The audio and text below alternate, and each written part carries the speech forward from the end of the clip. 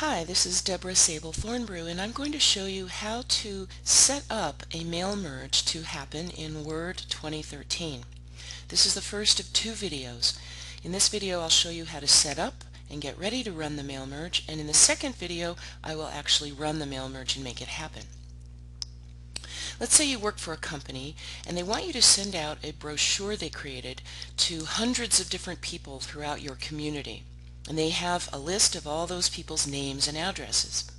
Well, in the old days you used to have to sit there and type out each person's name and address over and over and over until you finish the list, and it could take you hours, sometimes even days, to get that done. Well, with Mail Merge in Word, you can accomplish the same thing in just a few seconds. To start with a mail merge, you have to have two different documents. One document is a Word document like a letter or an envelope or a bunch of mailing labels, party invitations, any document that has to be sent out, mailed. The other file has to be a list of the names and addresses of who's going to receive that letter, copies of that letter. Now, the list of names and addresses can be an Excel spreadsheet, just like you see here on my screen, or it can be an Access database, or it can be something out of your Outlook email. There's different kinds of files that can be used as that list. Now, as you can see in my screen here, my list, I only have 5 different names and addresses here, and they're divided out into separate columns. So the first column, column A, is just the first name of each person. Column B is just the last name of each person. C is just the street address. D is just the city.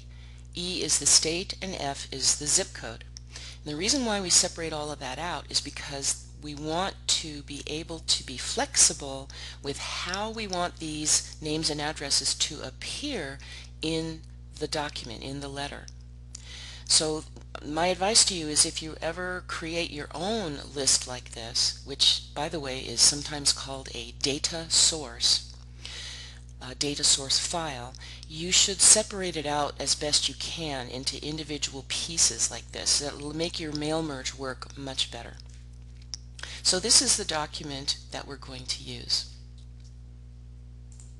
And this is the letter that we're going to use to make the mail merge happen. This is where the names and addresses will appear here in the upper left section of this letter, this business letter. Now, the first thing that you need to do is go up here to the ribbon area, and there is a Mailings tab. So click the Mailings tab, and that's where you will find the tools to get started. The first thing that you can do is go to the Start Mail Merge button, which we will in just a second, or you can do it other ways. You can select the recipients first if you want, which means you're going to choose the file that has the names and addresses in it, or you can go over here and use other types of documents like envelopes or labels, but we're going to do a business letter. So I'm going to click Start Mail Merge. Now from here you can, if you want, choose one of these options: letters, envelopes, labels, whatever, but only do that if you already kind of know what you're doing and you've done it before. These are tools that you can use if you're familiar with Mail Merge, but if you're new to it, the easiest thing to do is use the wizard, step-by-step Mail Merge wizard down here at the bottom. So I'm going to click to open that, and on the right hand side of my screen is now the Mail Merge pane or little window.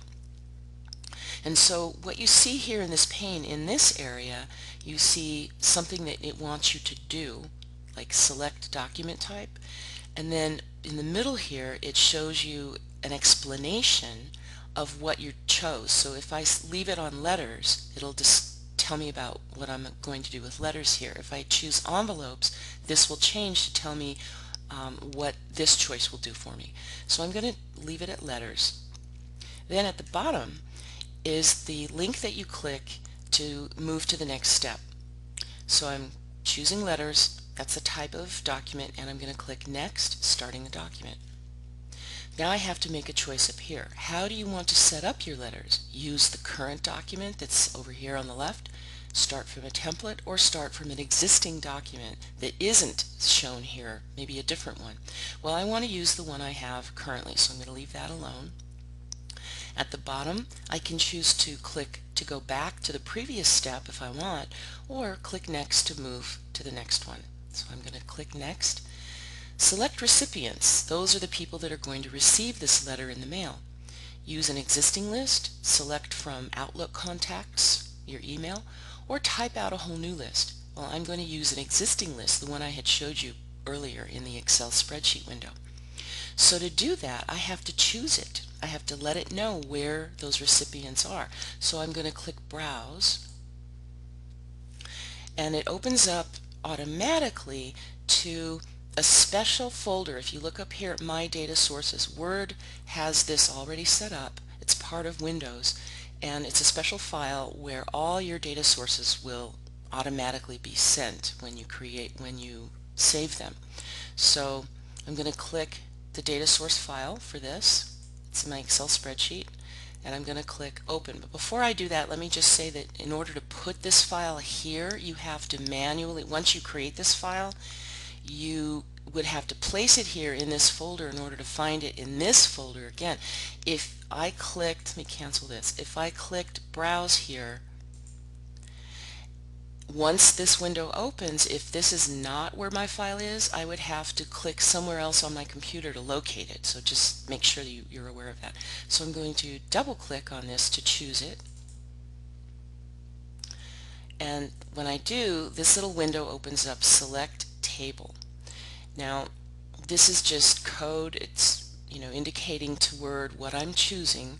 And notice down here there's a check mark that says first row of data contains column headers. That default, or the way it normally comes up, is to have a check mark here because most lists that you use do have column headers, where it said last name, first name, and so on. So I'm going to leave that alone and click OK. Alright, so now this window opens up, Mail Merge Recipients, and it shows a list of all the people, all the different names and addresses in that list. Now, when you're dealing with an Access database, each one of those names and addresses might be called a record, but if you're just dealing with an Excel spreadsheet, it might not be called that. So notice the check marks are here, which means it's choosing all of the names, and if I wanted to leave one of them out, for example, if I did not want SpongeBob to get a letter, I could remove his check mark so he won't get one, but everybody else will. So you can manipulate the list as to who gets it and who doesn't. So I'm going to leave them all checked, and here it's indicating a preview. It's showing me the name of the file I'm using as the list. And if I wanted to get seriously advanced here, I could get in here and sort it and filter it and do all different things, but in this case we're just doing a very basic mail merge. We don't need to do any of these special things. So I'm going to click OK, and notice that over here now the name of the list file I'm using is here, so it means that it successfully has been chosen. So now I'm going to click Next, Write Your Letter. Now you're probably wondering, why do you have to write the letter? It's already here. Well, you're right. It is here, and I don't have to write the letter. But what that's talking about here, write the letter, it's talking about putting in the pieces that are missing, meaning the names and addresses. So here, and it also allows you to write more of the letter or change the letter if you need to. But at this point the letter is done, so all I need to do is put in the names and addresses. But how to do that? Well, in Mail Merge, what you need to do is put in a placeholder, which in Mail Merge is called a merge field.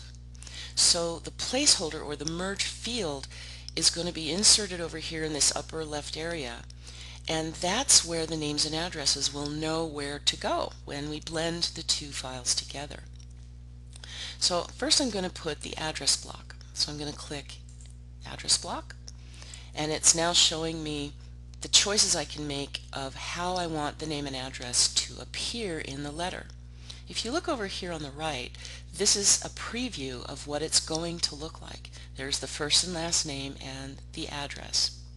Now if I want to change how it looks, I can make different choices over here with the check marks and the names. For example, if I just want the first name to show up, I can choose one of those. But when you're addressing a business letter, you want all the names there. So make a choice that has both first and last names in it. And the rest of this I'm going to leave as the default. Insert postal address, yes, I want the address there. Format address according to the country where it's going to, yes. And there are no problems that I can detect right now. If it wasn't showing up correctly, you would click over here, Match Fields, and that would allow you a way to change how it shows up, so it would make it right. But for now, everything is correct. Now, also look up here. There is a way to scroll through all the names in the list to preview what each one looks like. So if I click these little arrows, it'll take me through the whole list of names and addresses and show me what each one will look like. And that's a good way to ensure there aren't any mistakes. So now I'm going to click OK. And look over here. This is where on the left, this is my merge field for the address block. So that's where the name and address will appear. Now I want to put a greeting line in here, like Dear so-and-so. So I'm going to click down in this area for where I want the greeting to go. That's a little too high, so I'm going to put it down a line. And this is where I want it to say Dear and the name. So I'm going to click Greeting Line over here. And the Insert Greeting Line shows up, and this is where I choose how that's going to look. Dear, or to, the name, and a comma. Well, I don't want it to say Dear Joshua Randall Jr. I want it to say Dear Josh or Dear Joshua. And by the way, Josh Randall is no one. That's just a name to fill it in to show you what the names are going to look like, just an example name. I'm going to leave the comma over here. Sir or Madam, it's kind of cold, but that's what most business letters will say if they don't know who you are. And then here's a preview from your recipient list. So again, I can scroll through the records, scroll through all the different names and addresses to see what each one's going to look like. So now I'm going to click OK again. There's my greeting line. And notice that the address block is here, and it's about a 3-line block with the name, street, and city, and there's quite a big space between these two, so I may want to delete a little bit of that before I go forward. Then I'm going to click lower right here, next preview your letters. And so this is what it's going to look like. And again, there's a little bit too much of a space, so I'm going to delete a little bit of that out. And if I want to see what the rest of the letters look like, I can go up here to this area, upper right, and just scroll through. There's SpongeBob, scroll again, there's Astro, there's all these different versions of what I'm doing. So that's how the letters are going to look. They haven't been created just yet. Now over here on the Mail Merge pane on the right, I can do other things. I can exclude this recipient if I don't want Fred to get the letter. And do all these different things. So the next thing that would happen is we're going to complete the merge, and that's going to be what I'll show you in the next video, how to actually make the merge happen and finish it.